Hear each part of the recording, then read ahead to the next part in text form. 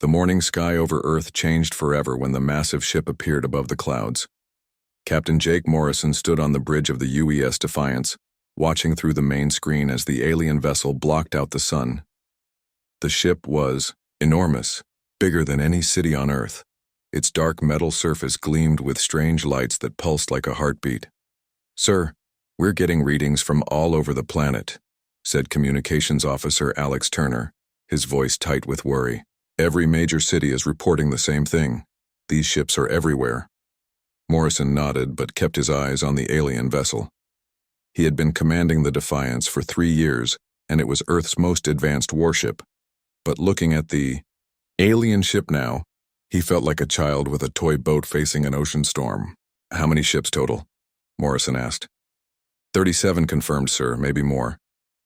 Turner's fingers moved quickly over his controls.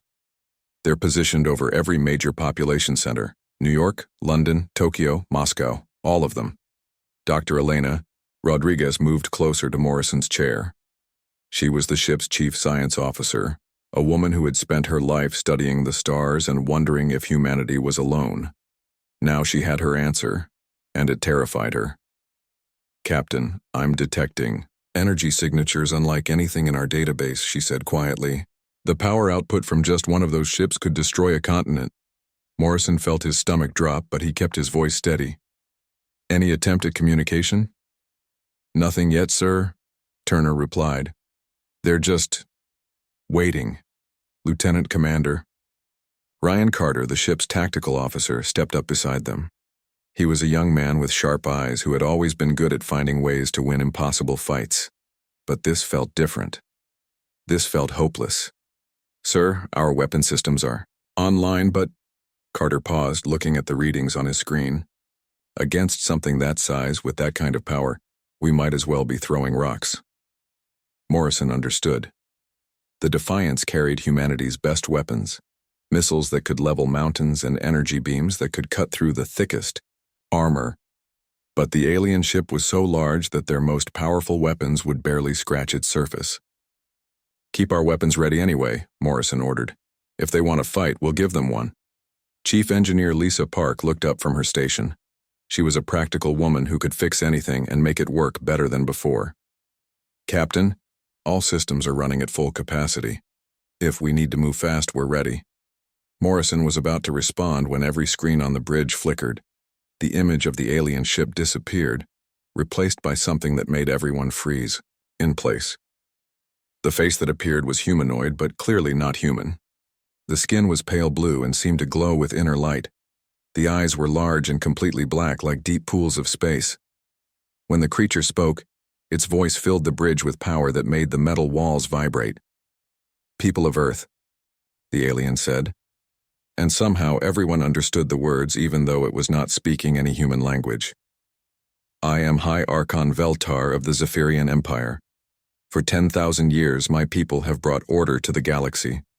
We have lifted primitive species from ignorance and given them purpose." Morrison felt anger rising in his chest. The alien's tone was like a parent talking to children, full of fake kindness that hid something cruel underneath.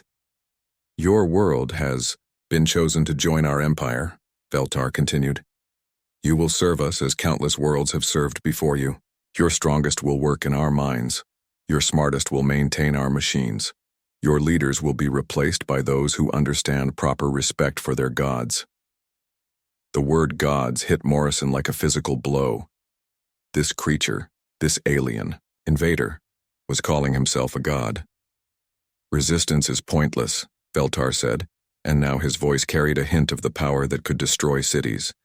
"We have conquered 1,000 worlds. We have ended 100 wars with a single word. Your weapons cannot harm us. Your armies cannot stop us. Your science cannot match ours." Dr. Rodriguez stepped closer to Morrison's chair. "Captain, he's not lying about their technology. What I'm seeing is impossible by our standards. We are patient gods," Veltar continued. "We do not wish to destroy unnecessarily. You have one rotation of your planet to consider our offer. Surrender completely, and your species will be preserved. Resist, and you will learn why the galaxy fears the Zephyrian Empire." The transmission ended, and the bridge fell into heavy silence. Morrison looked around at his crew and saw fear in their eyes, but he also saw something else. He saw the same anger that was burning in his own chest. "Sir," Turner said carefully, "we're receiving similar transmissions from governments worldwide. Everyone got the same message." "Any responses yet?" Morrison asked. "The president is calling an emergency session. The UN is meeting in 1 hour." "But sir," Turner paused, "early reports suggest most world leaders are considering surrender." Morrison felt sick. He understood why they would think about giving up. The alien ships were clearly far beyond anything humanity could fight. But the idea of surrendering, of letting his species become slaves to creatures who called themselves gods, made him want to scream. "Lieutenant Commander Carter," Morrison said, "I want a full analysis of those ships. Find me something we can use." "Sir, with respect, there might not be anything," Carter replied. "The size alone makes them nearly impossible to damage with our current weapons." "Then we find a way to make new ones," Morrison shot back. "Dr. Rodriguez, I want you working with Carter. Study everything about those ships. Power signatures, hull composition, anything that might give us an edge." Rodriguez nodded. "I'll start immediately, Captain. Chief Park, I want our engines running at maximum efficiency. If we're going to fight, we need to be fast and unpredictable." "All ready." "On it, sir," Park replied from her station. Morrison turned to Turner. "Open a channel to Earth Command. Tell them the Defiance will not surrender. If they want our planet, they'll have to take it." Turner hesitated. "Sir, Earth Command might order us to stand down." "Then we'll have a communication problem," Morrison said grimly. "Sometimes orders get lost in space." As his crew began their work, Morrison stared out at the alien ship hanging in the sky like a dark omen. He thought about Veltar's words about 10,000 years of conquest and countless enslaved worlds. The alien was probably right about humanity's chances. Their weapons were weaker, their ships smaller, their technology primitive. But there was something Veltar did not understand about humans.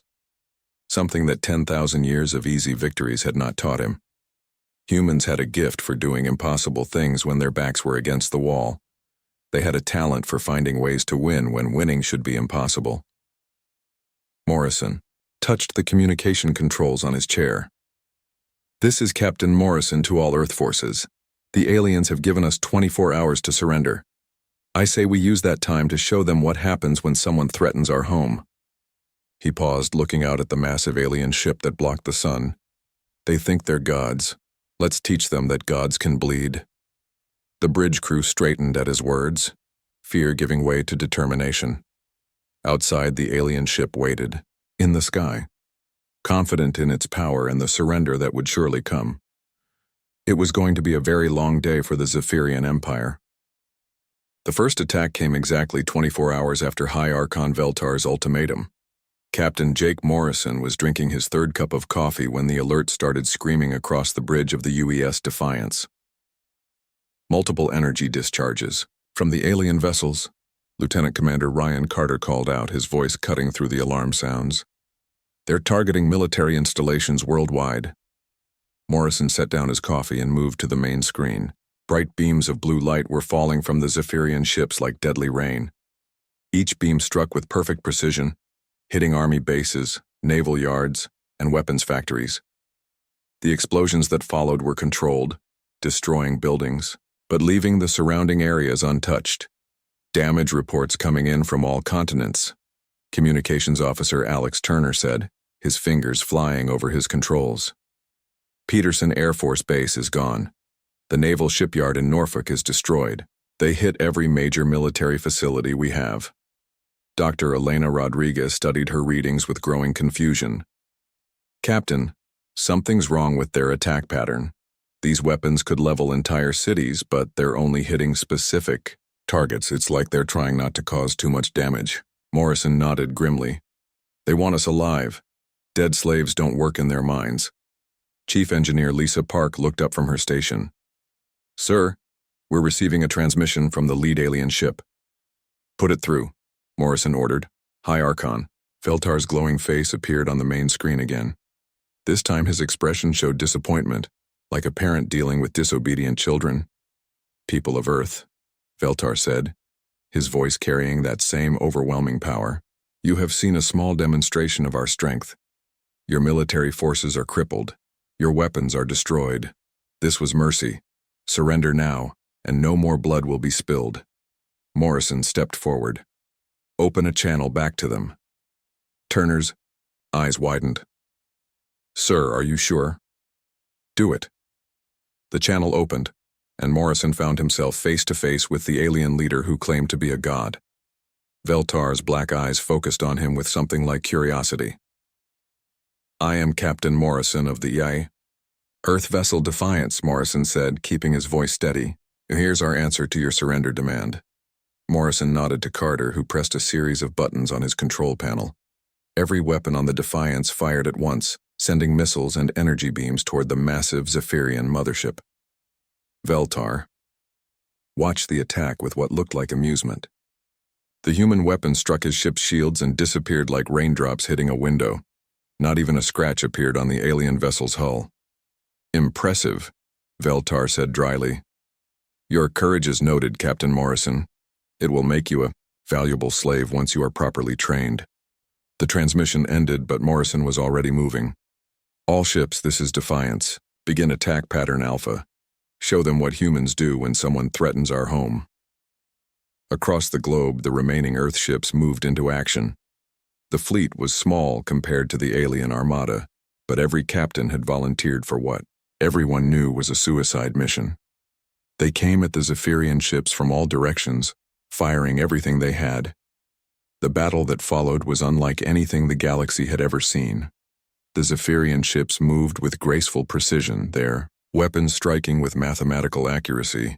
Their shields absorbed human attacks without effort. By all logic, the fight should have ended in minutes, but the human ships refused to follow logic. Captain Morrison led the Defiance in a diving attack that should have been impossible with such a large vessel. Instead of retreating when their shields failed, Earth ships rammed into alien vessels at full speed. When their weapons stopped working, human crews used their ships as missiles. "Sir, the Beijing is making a suicide run on the alien ship over China," Turner reported, his voice filled with awe and horror. Morrison watched as the Chinese warship, its hull torn open and engines failing, drove itself directly into the side of a Zephyrian vessel. The explosion was massive, and for the first time since the invasion began, an alien ship showed damage. On the main screen, through the smoke and fire, Morrison could see a hole in the Zephyrian ship's hull. "They can be hurt," he whispered. Dr. Rodriguez was studying her instruments with excitement. "Captain, I'm detecting something interesting. The alien ship that was rammed is sending out distress signals, but more importantly, the signal patterns show confusion. They're not used to this kind of attack." "What do you mean?" Morrison asked. "Their computer systems are designed to fight normal space battles, ship-to-ship combat with predictable tactics, but ramming attacks, suicide runs, using ships as weapons instead of trying to preserve them, their systems can't adapt fast enough." Morrison felt the first spark of hope he'd had since this nightmare began. "Carter, change our attack pattern. I want random movements, unpredictable strikes. Don't give their computers time to figure out what we're doing." "Sir, that goes against every rule of space combat," Carter protested. "Good. Maybe that's exactly what we need." The Defiance began moving in ways that made no sense. It would charge directly at a Zephyrian ship, then veer away at the last second. It would fire all weapons at empty space, then suddenly appear behind an alien vessel to strike at close range. Morrison was flying his ship like a crazy person, and it was working. "The bow. Alien ships are having trouble tracking us," Carter reported with growing excitement. "Their targeting systems keep losing lock when we change direction randomly." Chief Park's voice came over the communication system. "Captain, I'm reading some kind of debris field from the damaged alien ship. Permission to collect samples?" "Do it, but make it fast," Morrison replied. As Park worked to gather alien technology, Morrison noticed something else. The Zephyrian ships were no longer moving with their earlier confidence. Their formations were tighter, more defensive. They were being careful. "Turner, are you picking up any alien communications?" Morrison asked. "Yes, sir, but they're encrypted." "Wait." Turner paused, working with his equipment. "I'm getting fragments. They're asking for reinforcements?" "Sir, I think they're calling for help." Morrison couldn't believe what he was hearing. The mighty Zephyrian Empire, conquerors of 1,000 worlds, were asking for backup to fight primitive humans. The battle continued for 6 more hours. Earth lost half its fleet, but they had damaged 3 Zephyrian ships and destroyed 1 completely. More importantly, they had done something the aliens clearly had not expected. They had survived. As the alien ships pulled back to regroup, Morrison gathered his crew on the bridge. They looked exhausted, but proud. They had faced gods and lived. To tell about it, "Chief Park, what did you find in that debris?" Morrison asked. Park held up a piece of twisted metal that glowed with inner light. "This is incredible, Captain. Their technology is based on energy patterns I've never seen before. But sir, I think I can figure out how it works." Dr. Rodriguez was studying her own readings. "Captain, I've been analyzing their shield frequencies and weapon signatures. I think I know why our random attacks worked so well." "Tell me." "They've been fighting the same way for thousands of years. Their whole military doctrine is based on overwhelming inferior enemies who surrender quickly.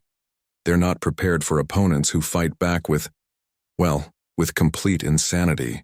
Morrison smiled for the first time since the invasion began. "Then let's give them more insanity than they can handle." High Archon Veltar appeared on the main screen again, but this time his expression was different. The amusement was gone, replaced by something that looked almost like concern. "Captain Morrison," Veltar said, his voice lacking its earlier confidence, "you have fought bravely but uselessly. More ships are coming. Surrender now and your crew will be spared."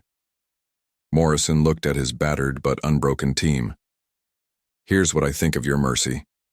He gave Veltar a gesture that needed no translation in any language. The alien's face darkened with anger before the transmission cut off. "Sir," Turner said quietly, "long-range sensors are detecting massive energy signatures approaching the system. A lot of them." Morrison nodded. The real battle was just beginning. But for the first time since this started, he believed they had a chance. After all, they had just taught some gods how to bleed. The reinforcements arrived 3 days later like a dark storm covering the sky. Captain Jake Morrison stood on the bridge of the UES Defiance, watching as hundreds of new Zephyrian ships dropped out of hyperspace around Earth. The alien fleet, now numbered in the thousands, enough firepower to turn the planet into dust. "Jesus," Communications Officer Alex Turner whispered, staring at his readings. "Sir, there are so many of them that our sensors can't get an accurate count." Dr. Elena Rodriguez looked up from her workstation, where she had been studying the alien technology Chief Engineer Lisa Park had recovered. "Captain, I've made some discoveries about their weaknesses, but with this many ships, we use what we have," Morrison said firmly. "How many Earth ships are still operational?" Lieutenant Commander Ryan Carter checked his tactical display. 17 ships total, sir. The Defiance, the Berlin, the Tokyo, and 14 smaller vessels. That's all that's left of Earth's entire fleet." Morrison nodded. 17 ships against several thousand. The odds were impossible, but humans had faced impossible odds before. "What about ground-based defenses?" "Most of the missile silos were destroyed in the first attack," Carter replied. "But we still have some orbital platforms and the lunar defense stations." Chief Park joined the conversation from her engineering station. "Captain, I've been working on Dr. Rodriguez's discoveries. I think I can modify our weapons to exploit their shield frequencies, but it will take time." "How much time?" Morrison asked. 6 hours minimum," Park replied. "Maybe 8. Morrison was about to respond when every screen on the bridge lit up with an incoming transmission. High Archon Veltar appeared, but he was not alone. Behind him stood dozens of other Zephyrian officers, their blue skin glowing with anger. "Captain Morrison," Veltar said, his voice carrying more power than before, "you have caused us considerable embarrassment. No species has ever destroyed one of our vessels. No primitive world has ever required reinforcements to conquer. Morrison stepped forward. Good. I hope it hurt your feelings. Several of the Zephyrian officers behind Veltar made sounds of outrage at Morrison's casual disrespect. The High Archon raised a hand to silence them. Your defiance ends now, Veltar continued. We will demonstrate why the galaxy fears us. Your pathetic fleet will be destroyed and your world will burn until you beg for the mercy of slavery. The transmission ended, and immediately the alien ships began moving into attack formation. But something was different this time. Instead of the graceful, confident movements from before, the Zephyrian ships were staying in tight groups, protecting each other. They're scared, Dr. Rodriguez said with surprise. Look at their formation. They're flying defensively. Morrison smiled, grimly. Turner, open a channel to all Earth ships. It's time to show them what real fear looks like. The channel opened, connecting Morrison to every surviving Earth captain. This is Morrison. You all know the situation. We're outnumbered 1,000 to 1. Our weapons are inferior. Our ships are damaged. By every rule of warfare, we should surrender right now. He paused, looking out at the massive alien fleet. But we're not going to do that. We're going to attack. We're going to use every dirty trick, every desperate move, every insane idea we can think of. We're going to hit them so hard and so unpredictably that they'll wish they never heard of Earth. Captain Elena Santos of the Berlin responded first. Defiance, this is Berlin. We're with you. Let's show these so-called gods what humans are made of. One by one, the other Earth captains confirmed their readiness to fight. Morrison felt a surge of pride in his species. Faced with certain death, not one of them chose to run. Park, are those weapon modifications ready? Morrison asked. I've got 3 weapons modified, sir. That's all I had time for. It'll have to. To Carter, I want you to coordinate with the other ships. We're going to try something that's never been done before. What's that, sir? Carter asked. We're going to fight like humans instead of trying to fight like them. The battle began when the Zephyrian ships opened fire with their energy weapons. Beams of deadly light filled space, striking at the tiny Earth fleet. But the human ships didn't try to match the aliens in a traditional fight. Instead, they scattered in every direction like startled fish. The Defiance dove straight down, using Earth's gravity to accelerate to impossible speeds. The Berlin spun like a top while firing, in all directions. The Tokyo simply disappeared behind the moon, only to reappear minutes later from a completely different angle. Their targeting systems are having trouble keeping up, Carter reported with excitement. The random movements are confusing their computers. Morrison watched as one of the smaller Earth ships, the Mumbai, suddenly fired all its missiles at once, not at the alien ships but at a large piece of space debris. The debris exploded into thousands of metal fragments that spread across space like a deadly cloud. 3 Zephyrian ships flew directly into the debris field, their shields overloading as they tried to stop thousands of small impacts at once. One alien ship lost its shields completely and the Mumbai immediately rammed it at full speed. Brilliant, Morrison whispered. The Mumbai's captain had turned space junk into a weapon. Dr. Rodriguez was monitoring the alien communications. Captain, I'm picking up increasing panic in their transmissions. They keep asking their commanders for new orders, but their commanders don't know what to tell them. Why? Morrison asked.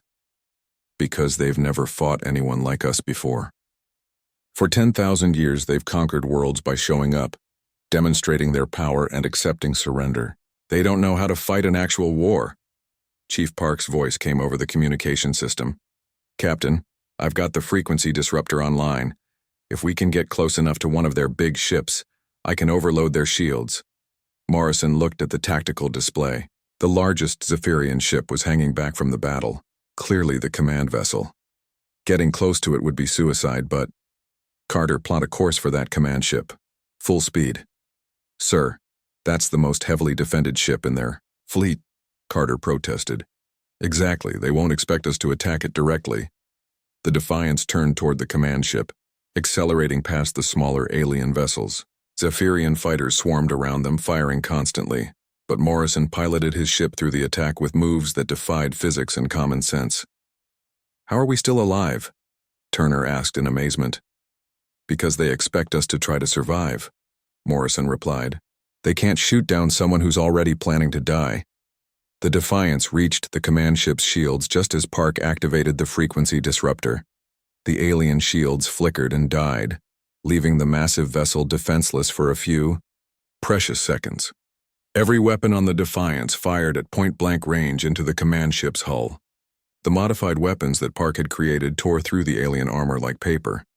Explosions blossomed across the command ship's surface as critical systems failed. But the Defiance was too close to escape the explosion. Morrison felt his ship shake as debris struck their hull and their own shields failed. Hull breach in sections 4 and 7, Park reported. We're venting atmosphere. Emergency repairs, Morrison ordered. Keep us together long enough to get clear. As the Defiance limped away from the dying command ship, Morrison saw something that made his heart soar. The massive Zephyrian vessel was breaking apart, its hull splitting open like a cracked egg. Blue light poured from the wounds as the ship's power systems overloaded. "Sir," Turner called out, his voice filled with awe. "The command ship is gone. We actually destroyed their flagship." Across the battlefield, the other Earthships pressed their attacks with renewed fury. The Berlin used its damaged engines as a weapon, ramming a Zephyrian cruiser and detonating its power core inside the alien ship. The Tokyo fired its entire missile supply at a single target, overwhelming the alien shields through sheer volume. But it was the smaller ships that caused the most chaos. Earth's patrol boats and fighters moved like angry wasps, striking at the huge alien vessels and disappearing before they could be targeted. They used asteroids as cover, space stations as weapons, and their own wreckage as shields.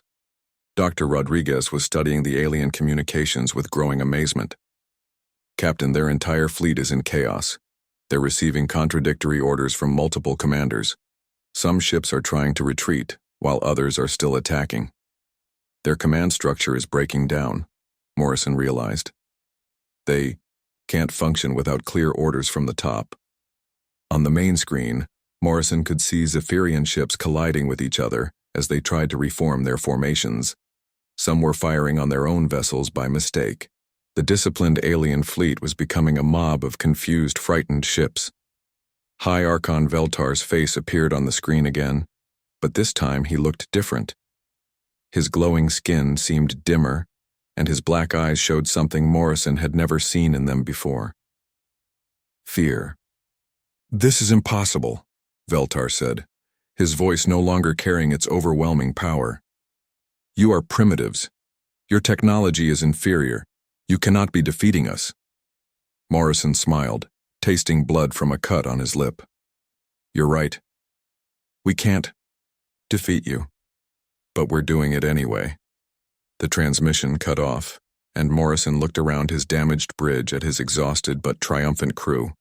Captain Jake Morrison watched from the bridge of the heavily damaged UES Defiance as something impossible began to happen across the galaxy. Communications Officer Alex Turner was receiving transmission after transmission from worlds that had been enslaved by the Zephyrian Empire for centuries. "Sir, I'm getting reports from the Kepler system," Turner said, his voice filled with excitement. "The slave colonies there have overthrown their Zephyrian masters. They're broadcasting footage of our battle and calling for other worlds to rebel." Dr. Elena Rodriguez looked up from her science station where she had been monitoring alien communications. "Captain, the Zephyrian military network is in complete chaos. Word of their defeats here is spreading faster than they can contain it." Morrison felt a surge of hope. When the battle began 3 days ago, he had only wanted to make the aliens pay a price for Earth. He never imagined that humanity's resistance would inspire an entire galaxy to rise up against their so-called gods. "How many worlds are rebelling?" Morrison asked. Turner checked his readings. "At least 40 confirmed, sir. Maybe more. The Zephyrian communication networks are being flooded with distress calls from their colony worlds." Chief Engineer Lisa Park joined the conversation from her station. "Captain, I've been analyzing the captured alien technology. I think I understand why our resistance is having such a big effect on their empire."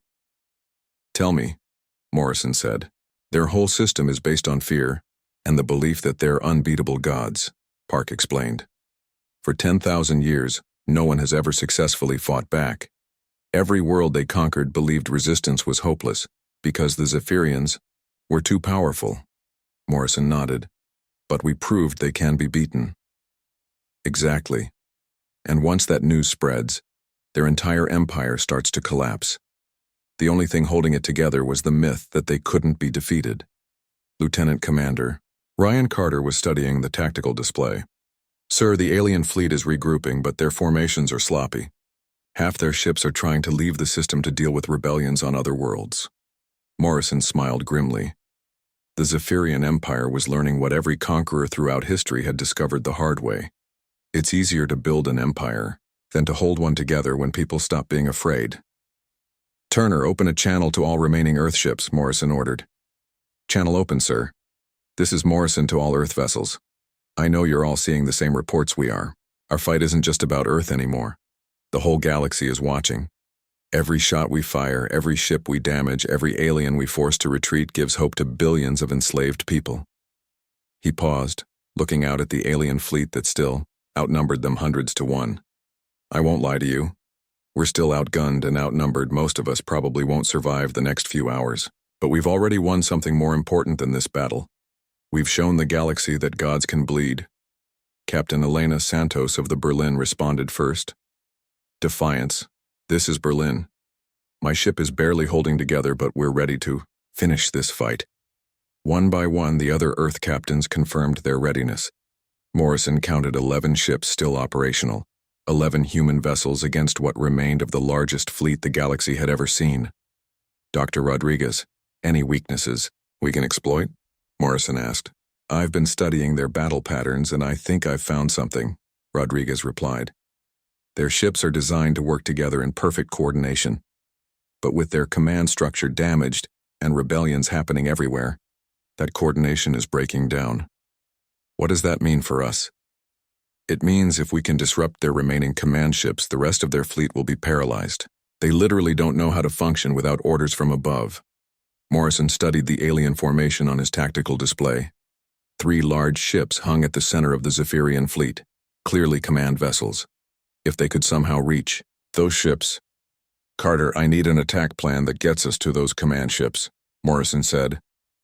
Carter worked at his station for several minutes before looking up with a crazy grin. Sir, I have an idea, but you're going to think I'm insane. Try me. What if we don't attack the command ships at all? What if we make them come to us? Morrison raised an eyebrow. How? We attack their mothership, the big one hanging back behind everything else. That's where High Archon Veltar is. If we threaten him directly, every ship in their fleet will move to protect him. Dr. Rodriguez caught on immediately. And when they all converge on the mothership, they'll be bunched together and easier to target. It's suicide, Morrison said. The mothership is the most heavily defended target in their entire fleet. Yes, sir, Carter agreed. That's what makes it perfect. They'll never expect us to be that crazy. Chief Park looked up from her engineering station. Captain, I've been working on something that might help. I've figured out how to overload our reactor core in a controlled manner. If we can get close enough to their mothership, we can turn the Defiance into the biggest bomb this galaxy has ever seen. Morrison felt his stomach drop. Park was talking about sacrificing their ship and probably their lives. But looking around, at his crew he saw determination in their eyes, not fear. How big an explosion are we talking about? Morrison asked. Big enough to take out everything within a 50-kilometer radius, Park replied. Maybe more. Turner had been monitoring alien communications during their planning. Sir, I'm picking up transmissions from the mothership. High Archon Veltar is arguing with other Zephyrian leaders. Some of them want to retreat and deal with the rebellions. Others want to destroy Earth completely. What's Veltar saying? Morrison asked. He's insisting that they have to defeat us completely, or their empire will never recover. He knows that if word spreads that they retreated from primitive humans, every world in the galaxy will rebel. Morrison made his decision. All ships, this is Morrison. We're going to do something that will either save the galaxy or get us all killed. Probably both. He outlined Carter's plan to the other Earth captains. The response was immediate and unanimous. Every captain volunteered for what they all knew was a suicide mission. Remember, Morrison told them, we're not just fighting for Earth anymore. Every person on every enslaved world is counting on us to prove that freedom is possible. The attack began with the 11 remaining Earth ships accelerating directly toward the Zephyrian mothership. The alien fleet reacted exactly as Carter had predicted, with hundreds of ships moving to intercept the human vessels. But the Earth ships didn't try to fight through the defensive screen. Instead, they scattered again, using the same chaotic tactics that had worked before. The Berlin spun through a formation of alien fighters, its damaged weapons firing in all directions. The Tokyo used its engines as weapons, ramming smaller alien ships and disabling them with engine wash. Morrison piloted the Defiance through the chaos like a man possessed. Alien weapons fire filled the space around them, but somehow they kept moving toward their target. Behind them, the other Earth ships were sacrificing themselves to clear a path. "The Berlin is gone," Turner reported sadly. Captain Santos took 6 alien ships with her. Morrison gritted his teeth and kept flying. Each ship they lost was a friend, but each sacrifice brought them closer to their goal.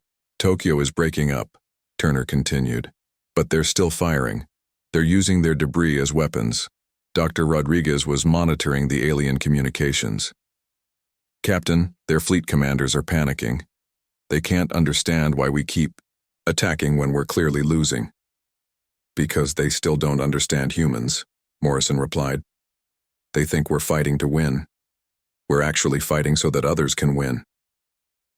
The Defiance broke through the last line of alien defenders and found itself face to face with the massive mothership. The vessel was larger than anything Morrison had ever seen, big enough to carry 1,000,000 soldiers. "Park, how long do you need to set up the reactor overload?" Morrison asked. 5 minutes, Park replied. "But sir, once I start the process, there's no going back." Morrison looked around at his crew one last time. These people had followed him into hell because they believed in something bigger than themselves. "Do it," he ordered. As Chief Park began the reactor overload sequence, High Archon Veltar's face appeared on the main screen one final time. But now the alien leader looked different. His glowing skin was pale, and his black eyes showed something Morrison had never expected to see. "Respect, Captain Morrison," Veltar said quietly. "You have fought with more courage than I have seen in 10,000 years. Your species should be proud." Morrison smiled, tasting blood from his split lip. "We are." The explosion that followed could be seen from Earth. The explosion of the UES Defiance lit up space like a new star being born.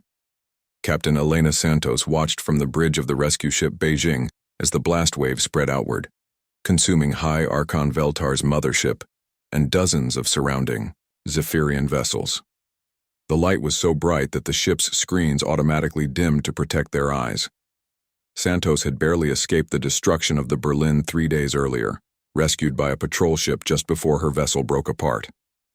Now she commanded the last operational Earth warship, watching as Captain Jake Morrison and his crew made the ultimate sacrifice. "My God," whispered Lieutenant Tom Baker, the Beijing's communications officer. "They actually did it. They destroyed the mothership." Santos felt tears running down her face, but she wiped them away quickly. There would be time to mourn later.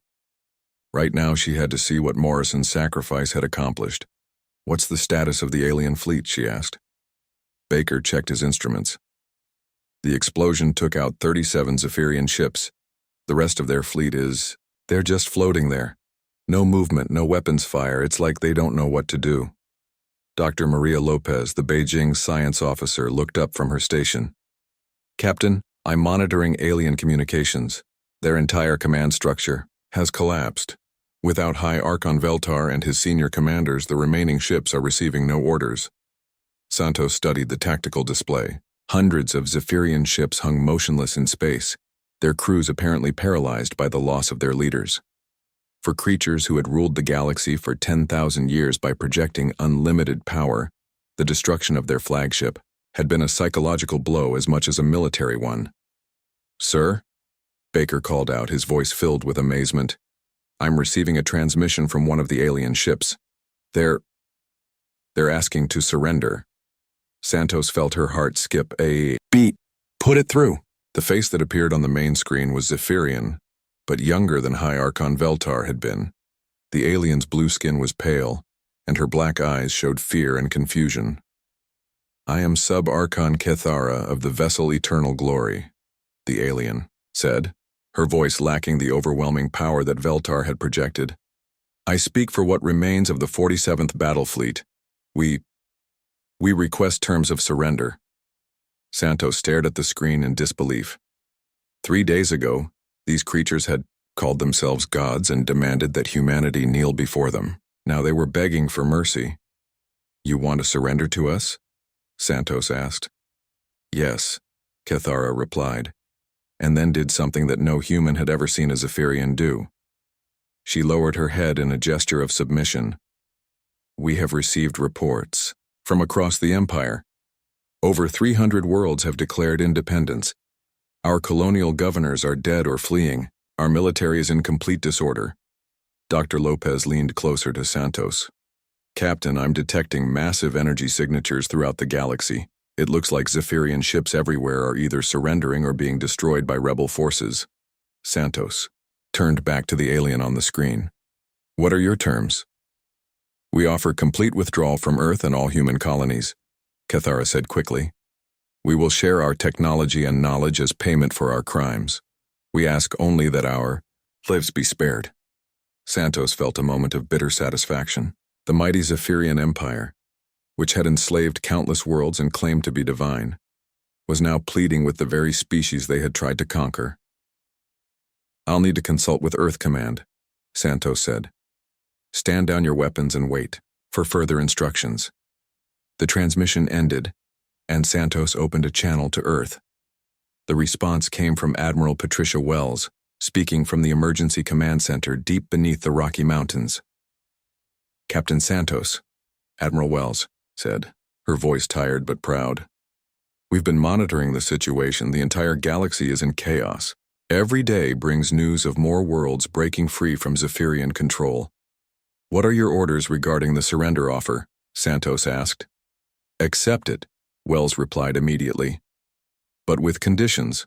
They will provide complete technological databases, help rebuild worlds they've damaged, and submit to oversight by a Galactic Council of Free Worlds." Santos nodded. "And if they refuse?" "Then we finish what Captain Morrison started," Wells said grimly. "The galaxy has seen that these so-called gods can be defeated. If they won't surrender properly, they'll face rebellions on every world they still control." 6 hours later, Sub-Archon Kethara and 12 other surviving Zephyrian commanders were brought aboard the Beijing. Santos watched as the aliens who had once demanded worship from inferior species walked onto her bridge with their heads bowed in defeat. Kethara approached Santos and did something that would have been impossible to imagine just days before. The former Sub-Archon knelt on the bridge of a human warship, placing her hands on the floor in a gesture of complete submission. "We surrender unconditionally," Kethara said, her voice barely above a whisper. "We place ourselves at the mercy of humanity and ask forgiveness for our crimes against your species and all others we have enslaved." The other Zephyrian commanders followed their leader's example, kneeling before the humans they had tried to conquer. Santos looked down at these creatures who had called themselves gods and felt a mixture of pity and satisfaction. "Rise," Santos said finally. "We're not gods either. We don't require worship." Over the following weeks, the transfer of power happened with stunning speed. The Zephyrian Empire, which had ruled for 10 millennia, collapsed in less than a month. World after world declared independence, and many formed a new alliance dedicated to preventing any single species from dominating others again. Dr. Lopez led the team responsible for studying Zephyrian technology. The aliens had kept their word, providing complete databases of their scientific knowledge. Medical advances that could extend human life by centuries, energy sources that could power entire star systems, and faster-than-light travel that made the galaxy seem small. "It's incredible," Lopez told Santos during one of their briefings. "Their technology is thousands of years ahead of ours in some areas. But, Captain, I think I understand why they lost." "Tell me," Santos said. "They stopped innovating centuries ago. Once they achieved galactic dominance, they had no reason to improve or adapt. They were fighting us with the same tactics and technology they'd used for thousands of years. Santos nodded. While we kept changing and adapting because we had to, Lieutenant Baker was assigned to coordinate communications with the newly freed worlds. Every day brought messages of gratitude from species that had been enslaved for generations. "Captain," Baker said during one morning briefing, "we've received a proposal from the Andromedan Council. They want to name Captain Morrison and the crew of the Defiance as liberators of the galaxy. There's going to be a memorial built in their honor on every freed world." Santos smiled sadly. Morrison and his crew had become heroes to billions of beings they had never met. Their sacrifice had freed an entire galaxy from tyranny. The Beijing was assigned to patrol the former Zephyrian territories, helping to establish the new galactic government. Everywhere they went, Santos saw the same thing. Freed slaves building new societies, former prison worlds becoming centers of learning and culture, and species that had been enemies for millennia working together for the first time. Sub-Archon. Cathara had been assigned as a liaison to help with the transition. The former Zephyrian officer had adapted to her new role with surprising grace, genuinely seeming to want to make amends for her people's crimes. "Captain Santos," Cathara said during one of their meetings, "may I ask you something?" "Go ahead." "Why did your people fight so hard? You knew you couldn't win. You knew most of you would die. Why didn't you surrender like every other species? We conquered?" Santos thought about the question for a long moment. "Because we learned something a long time ago. It's better to die free than to live as slaves. And sometimes, if you're willing to pay the price, you can win even when victory seems impossible." Cathara nodded slowly. "We called ourselves gods, but we never understood what true strength was. We thought power came from making others fear you. Your species taught us that real power comes from being willing to sacrifice everything for others." 6 months after the battle for Earth, Santos stood on the observation deck of a new space station orbiting Earth. The station was being built jointly by dozens of species, a symbol of the new galactic alliance that had replaced the Zephyrian Empire. Through the viewports, she could see ships from across the galaxy working together, former slaves and former masters, building something better than what had come before. Dr. Lopez joined her at the viewport. "The memorial for Captain Morrison and his crew is almost finished," she said. "Every species in the Alliance contributed something to it." Santos nodded. The memorial would ensure that future generations would remember the humans who had proven that even gods could fall when faced with beings who refused to surrender their freedom. "Do you think Morrison knew what his sacrifice would lead to?" Lopez asked. Santos smiled, thinking about the captain who had chosen to fight impossible odds rather than kneel before false gods. "I think he knew exactly what he was doing. He wasn't just fighting for Earth. He was fighting for the idea that no one has the right to rule over others simply because they're stronger."